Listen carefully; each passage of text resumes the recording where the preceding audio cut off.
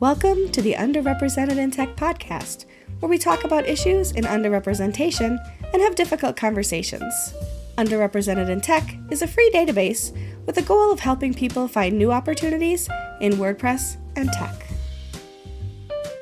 Hello, Samah. Hello, Michelle. How are you? I am good. How are you? I'm good. It was really amazing WordCamp Europe like 3 weeks ago. And I finally saw you. That was really in live version. That was really nice. I have my mug for you. I discovered something. We'll introduce our guest in a moment. Hold on, Kristina. We're coming back to you. But I discovered, so I pulled Samah brought me beer, some wonderful Belgian beer. And I pulled one out. I was going to have it towards the end of the day the other day. And they're not screw tops like they are in the United States. I couldn't screw it off. So I have to find my bottle opener and bring it into my office where my little mini fridge is so that I can pop it open at the end of the day. So that's my goal today, is to find that bottle opener. I have a live stream podcast at 5:00 and I plan to drink on the podcast. So that is my goal for today. But yes, and we will talk a little bit about WordCamp Europe, I'm sure, throughout some of this. Unfortunately, our guest wasn't there, but maybe in the future, maybe WordCamp US. I don't know what's in the cards for you. But our guest today is Kristina Louise Treadwell, and Kristina is the owner and founder of Web Pro Geeks. Welcome to the show. Thank you. I'm glad to be here. So one of the things that it's a little reconnaissance, looking around, and I actually know a few people that work for you. They introduced us. But you are a Black woman-owned business, which I love. Yeah. And you employ two of my Black women friends, which I love. and you told us right before the show that you also have hired through our website. So can you tell us a little bit, first of all, tell us a little about yourself and what you do. What is Web Pro Geeks? And, and I know that you're nomadic this summer. So talk a little bit about what you're doing yourself. Yes. And then I want to dive into how you used our website, how you are, running your business, and how you are able to use underrepresented in tech. But let's start with first things. Tell us a little bit about yourself. Well, like you said, I'm Kristina Louise Treadwell. I am a WordPress developer. I've been breaking and building websites I was trying to do the math. I think it's 30 years at this point. So I started in 94. By 95, I was taught myself HTML. Never, ever got tired of the internet. Just love all things coding and all of that. Yeah. By the time I finished grad school, master's in library science, I decided this is definitely what I wanted to do full time. So I've been professionally building sites for 20 years, and I haven't had any side quests in 15 years. So it's just been 100% strict web development only. But yeah, so that's me personally. Web Pro Geeks, we do fractional CWO services. So if you're a small to medium-sized business and you don't want to keep a CWO on staff full time, my team will come in, we'll take care of your client-facing website, we'll act as the communication bridge between the IT team and the marketing team, because they usually don't get along very well. And that's our job, is to make sure the IT team, security teams are being met, the marketing team's content needs are being met, and we make sure that everybody plays along nicely with each other. So then we also do SEO services as SEO Pro Geeks, digital ads as Ad Pro Geeks, and WordPress accessibility remediation as Ally Pro Geeks. And that's a huge part of what we do right now, is remediating sites, keeping people compliant and where they should be on the right path. So yeah, we're very, very busy geeks over there. And I have Allie and Naisha, two of your favorite people in the world on my team. That's right. Yeah, Allie's my product manager, and Naisha is my lead developer. So they both slept on that couch, by the way. They both slept on that couch in the last 3 years. Yes. We got to get some over here too. Naisha in person. Yeah. Soon. Allie and I met speaking at WordCamp Miami back in 2017, which feels so long ago. I actually met you at WordCamp 2020. That was the last one. Yeah. Yeah. And I haven't met Naisha in person yet, but hopefully soon I will be meeting her. Yeah, for sure. Awesome. And you are road tripping this summer, you said, right? So you're just kind of living life on the road. I love it. At least you're So right now conditioned, we're in right? North Carolina. Yeah, we're in North Carolina right now. We were in Michigan before. I'm based in Miami, but Miami in the summer is like not a Yeah. very fun place to be. So No.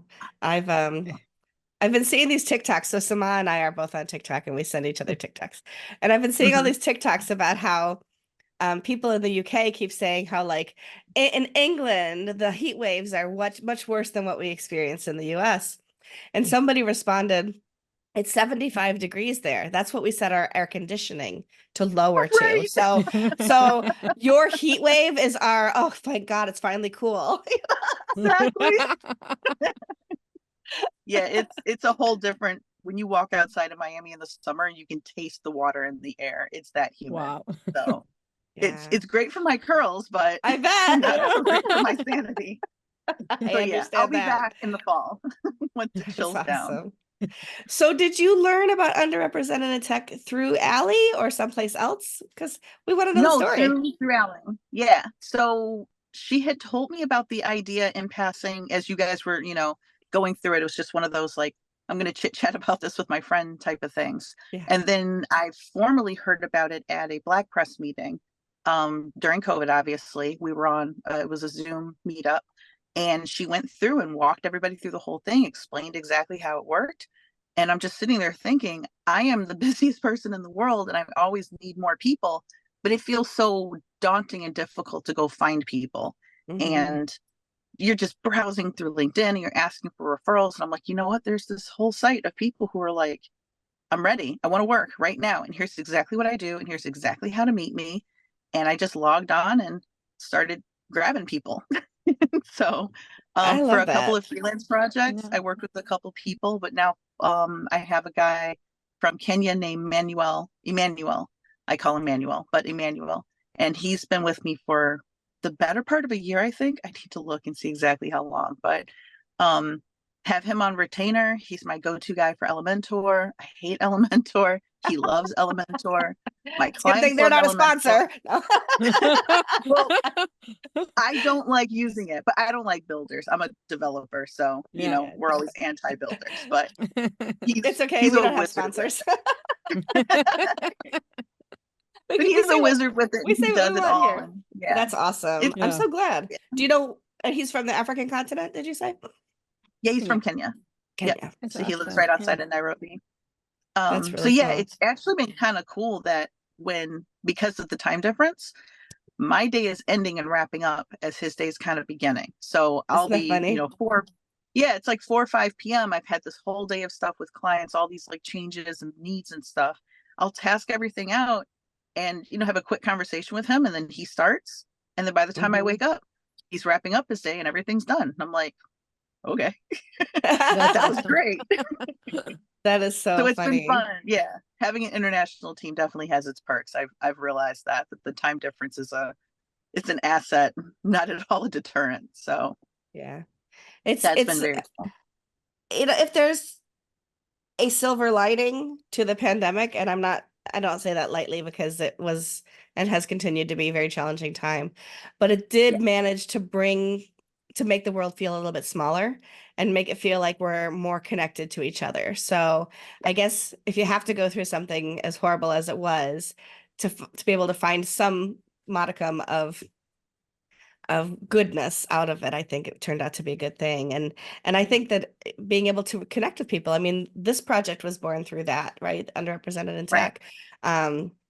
Because Allie and I kept getting asked, do you know anybody who could speak at this event who's Black?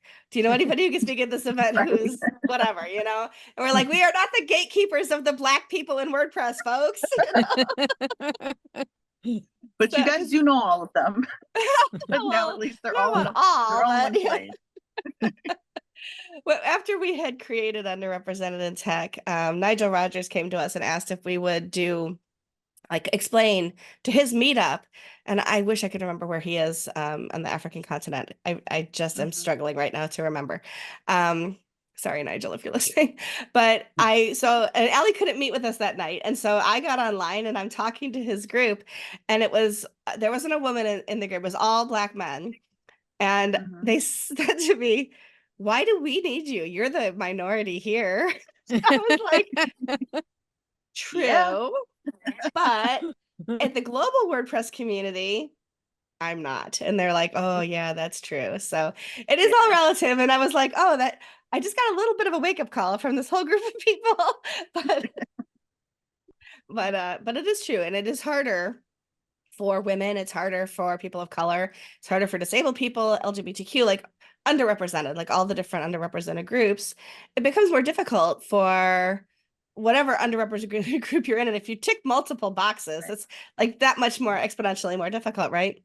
To forge a path and to find recognition and just, I don't know, even sometimes just empathy, right? Like some of those things. So yeah, no, I'm just like super excited that like you're as successful as you are, that you're hiring people and that you're using our project to do it. Fantastic. Samah, what do you think? Huge help. I bet. I'm dying to ask you a question from the beginning. It's just like I would love to know what the unique challenges that face you as a Black female business owner, especially in tech industry, and how do you think like you can share experience with the people that how we can make things better and to promote and support underrepresented people to start their own business and grow, because being the first one or being from the minority to do it, it's put a lot of pressure. Yeah, I would love to hear your experience and your thoughts about it. I can definitely say that I did want to go into business for myself because of some of that difficulty I saw.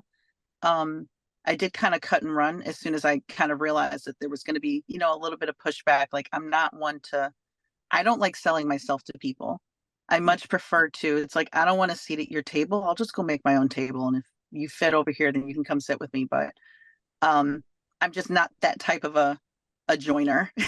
So for me, it was like watching all of my friends in tech go through like this intense interview processes and dealing with all these like corporate bureaucracy and red tape and just nonsense. It was just like, I'm not built for that at all. I'm just going to go do my own thing. I'm going to work with the people who want to work with me.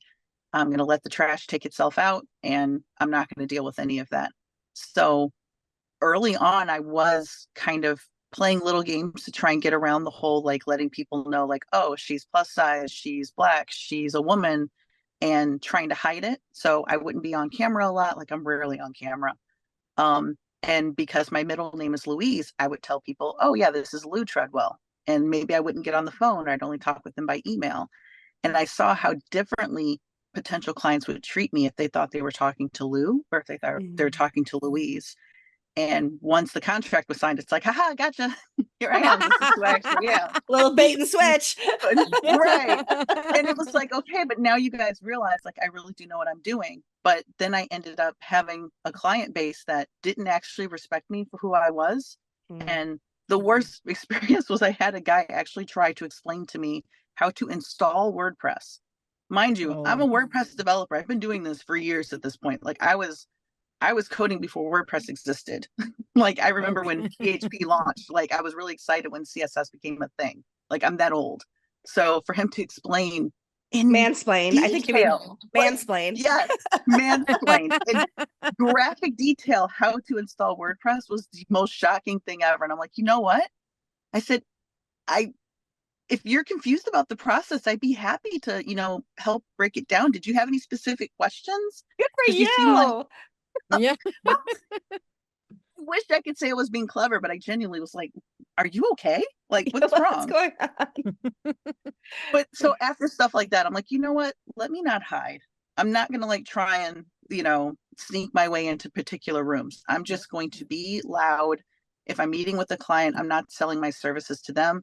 It's a mutual conversation to see if we're a good fit. If we're a good fit, great. I'm happy to work with you. So right now I have a client base that I can honestly say I adore. When my phone rings, I'm happy to hear from them. If I see an email, it's like when you're, all freelancers know this, when you're working with the wrong people, you have that sense of dread with certain people who call you. I never have that now. Every time they'll call, I'm so sorry to bother you. I'm like, no, am happy to hear from you. How can I help you today? I want to fix all your problems. So that's been, I guess it was kind of a blessing, because I wonder if other groups of people don't have that luxury of having their clients be very forward and very upfront that they do not like you. So now that I know who doesn't like me, I know who to avoid, and I can spend all my time and energy making lots of money with people who really appreciate me and want to be there. So. That's great. That's really awesome, because at the end, it's so amazing how you find your way, and it's really impressive. At the end, it's like, yeah, if you want to work with you, this is who you are. Just more than welcome. If not, we say in Dutch, doei, like goodbye. Then yeah. Peace out. Exactly. I had freelance days, and I remember just wishing I like taking almost any client at the beginning because I just needed money. Yes. And then you realize that the clients who, like I say, the clients who use the words just and only are not the clients for you, right? Thank you. Yeah. It's just 3 pages. First of all, it's never just 3 pages. It's never only anything. only. Like, trust the process. There's a process here. And I will tell you, your just and only are going to cost me time and money. Move along. Go get your cousin to make you a Wix site, because this is not the place. I definitely refer a lot of people to Wix and Squarespace. But to be fair, it's not, it's not always a complete shove off. Sometimes it is, you know what? The best client is the one who really knows what they want. And if you haven't suffered through Wix or Squarespace, you don't really know what you want yet. So go do that. Come back to me with like a solid list come back with a solid list of complaints and concerns and features that you're missing. And now we can build you something custom that you'll love. But until then, I need you guys to be a little bit more focused. So I like fixing broken websites, because those clients usually come in with a much greater appreciation for what we do. Because that, like you said, the just only and a real quick. Real quick. Thing. My favorite though is how hard can it be? Right. Right. I don't know. You do it and then tell me. Yeah. Oh, you're a house painter. How hard can that be? I'll build your website. You paint my house. Let's see. You know what I mean? Just like, yeah, it's crazy. No, absolutely not. But what's the saying? Good, fast, cheap, pick 2. Yes. So I'm fast and good, so I'm not cheap. And I'm perfectly happy in that space. But I love that. That's awesome. Samah, you had more questions? I don't want to keep talking over you. Definitely. I just want to tell you something.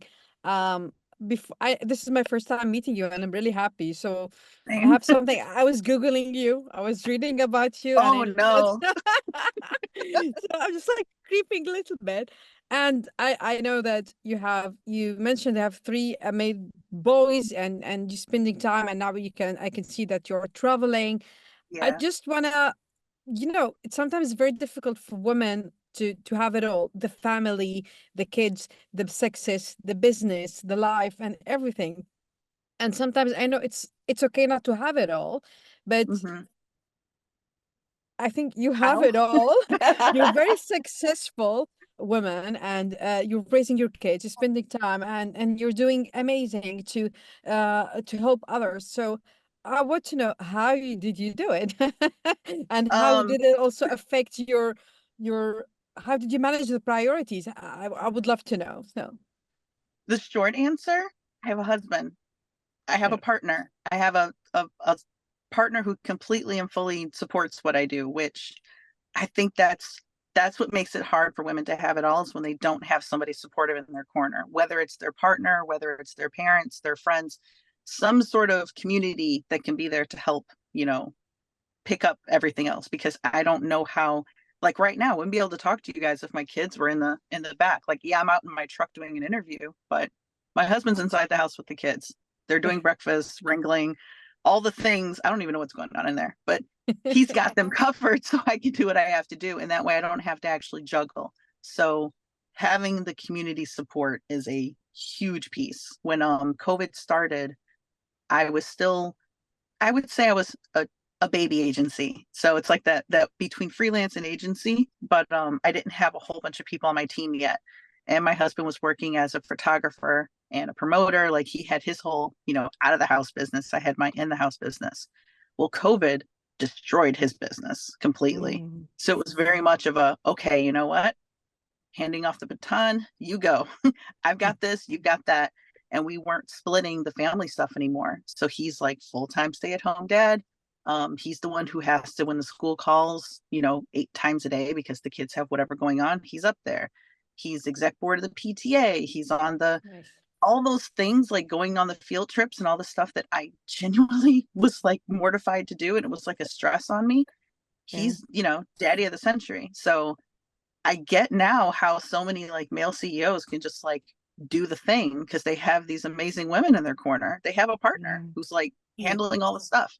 And now I have that, and I can focus all of my time and energy if I need to. If I need to hyper focus one day, I can do that because I know my kids are covered.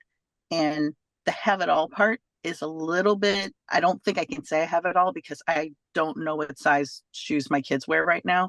Like if I had to go buy them clothes, I would not know what size anybody wears. I don't know exactly how my kids like their tacos made because I have been the one making their tacos for the past year. So little things like that you are going to like fall behind on, but we still have our relationship with the kids. Like I still hang out with them. We still have fun because, nature of a digital business, you can do it anywhere, but it's something that I just think it's unfair to expect women to really truly be able to do everything without having somebody to help them, because everybody needs somebody to help. Otherwise it's like trying to brush your teeth while eating Oreos. It's this never ending chaos. Or was the other one, somebody said turning on a fan and trying to like file paperwork? I love the metaphor. I love it. It's like the toothpaste and Oreo thing has got me over here like, ugh, I get it. It is. But yeah, with my 3 kids, it's a lot. And all 3 of them have, various disabilities. So that adds a different layer to it. Which being self-employed really helps with that we can actually have that flexibility. So even if I do have to be in the car with one kid and he's at a doctor's appointment with the other one, it's still infinitely better than if I was trying to squeeze my business in between his life and his career. And it's nice to have somebody prioritize your dreams and just say, okay, yeah, what you're doing is super important and it's doing great things for our family. And he's like, Allie can tell you, it's like when her and I are meeting, he's like in the background usually, like, kind of chiming in and taking her side always. But he's got great insights because, we've run businesses together in the past. That's how we met. But, it's just great having somebody who's like your actual cheerleader, who actually wants you to win. And it's like pushing you like, no, you're the smartest person I know. Like you're great at this. You've got this, and screw those people who don't understand you. Like it's cool. And then my mom and my dad are like that too. They're my cheerleaders as well. So I love that. That's what it is. A woman who has it all has to have people behind her who actually want her to have it all. So I can't go get it if people are in my way.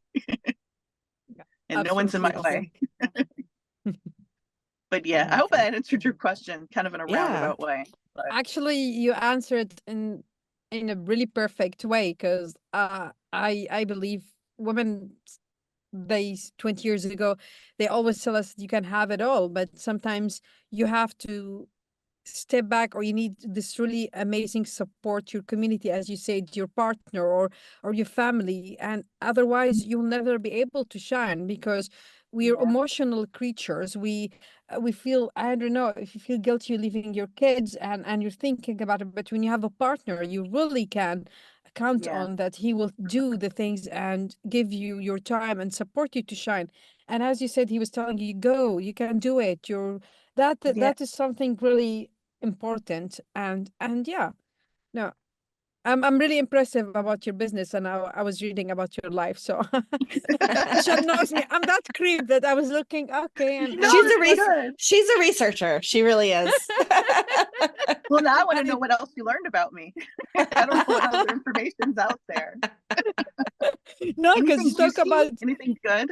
Everything is perfect. Like I'm just like, I want to be you, you know. I was checking what the first live that you spoke in 2022. So no, I am a researcher. That's a nicer way than to say I creep on people online. I'm researcher. No, it's okay. Like I said, I've got my degree in library science. I am the FBI when it comes to tracking people down. Oh, and I like doing genealogy. So that's Nice. tracking I'm the living and the dead. I'm coming to both of you with my future needs. That's all I have to say. Hey, I am here for you. As long as your needs are legal, I'm your girl. Always legal. We won't talk about the other stuff. That's Kristina will awesome. cover the States. I will cover Europe. You know, like we can share the territories. Now I got my group. I got my girl gang. Yeah. Oh, that's awesome. Well, I'm super excited about all the work you're doing. I'm really excited that Allie introduced us and that you consented to be on camera. I know that's not something you enjoy, but No. but you have a lot of things to say and a lot of examples, and just the life you're living is a good example to others that it is possible. And it's funny because Samah asked, like, how do you manage to do it all? It's like, that is the quintessential question that women get asked all the time, right?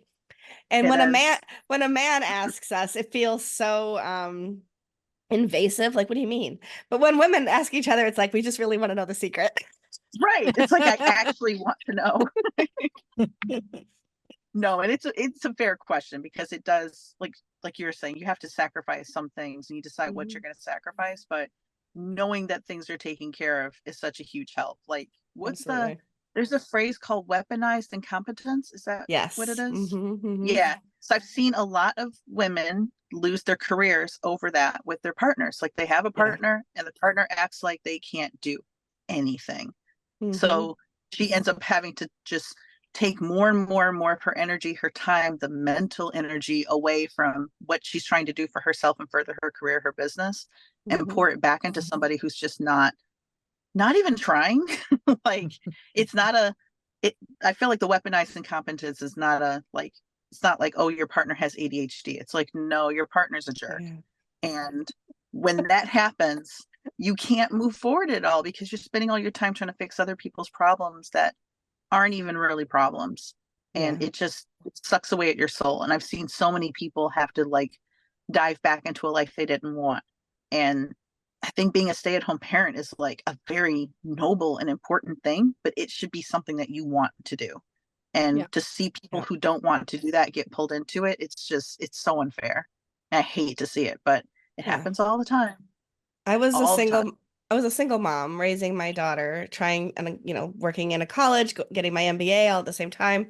And at that point, we moved back here. This actually, it's my condo, but this used to be my parents, and the room that's my office was my daughter's and my bedroom. So, like, literally, she used to sleep where I'm sitting. And so it was one of those things where I loved being a mom, but I have never admitted this out loud. So the rest of the internet can now hate me for saying this, but I hated reading to my daughter. I absolutely detested sitting down with a book and reading to my daughter. I don't know why I hated it so much. It was not something I enjoyed. It just didn't. I loved everything else was great. Let's go for a walk. Let's watch a movie. Let's play a game. Her favorite thing was to sit, like, let's have a laugh fest. And we would just literally lay in her bed and she'd start giggling for no reason. And then I'd be giggling, and then we were laughing in earnest, right? But reading to her, I love that. Reading to her just made me want to pull my fingernails off. So I had other people in my life that loved reading with her.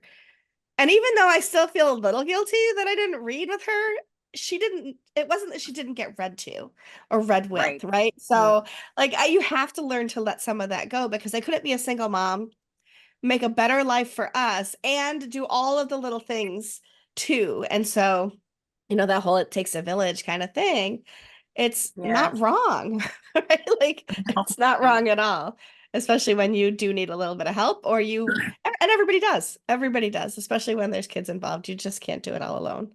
Absolutely. Yeah, that's why I hate when people call themselves self-made. I'm like, are you though? Was it really just 100% you? Like, were you, like, with me, like, I always look at my dad and, like, how I grew up, and that I didn't have to worry about paying for college That's called being born on third base. That's a huge step.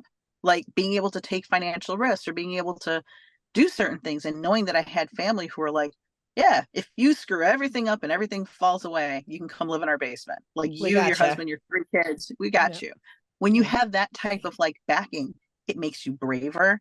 You do all kinds of crazy things. Like you're like, you know what? I'm just going to throw this away and I'm just going to go jump over and do this and try this really risky thing. I'm going to pick up my whole family, move from Michigan to Miami. Like when my husband and I first moved to Miami, we didn't even have anywhere to live. Like we were living in hotels for a month, which we were living in hotels for a month. We weren't homeless. So it's just knowing that, you were alone, but you weren't really alone. You had all these people behind you. You had all the support behind you. And when you have that, you can get away with doing a lot. And I think if we acknowledge that for ourselves, then we can show that support to other people and not expect to say, oh, well, if I did it, you can. No, you need help. And here's how I'm going to help. So yes, I'm going to bring you on to work with me on this project. Yes, I'm going to like introduce you to this person. I'm going to do this, and not always thinking about charging people and how it's going to help you. You just reaching out into the world and just doing stuff for people because everybody needs it so badly. And that's all we can do. Well, not all we can do. It's one thing we can do. It's definitely a big thing we can do. It also reminds me of the fact that like I love when people say, oh, they're an overnight success. There's no such thing as overnight success. And I can tell that you have worked hard to be where you are.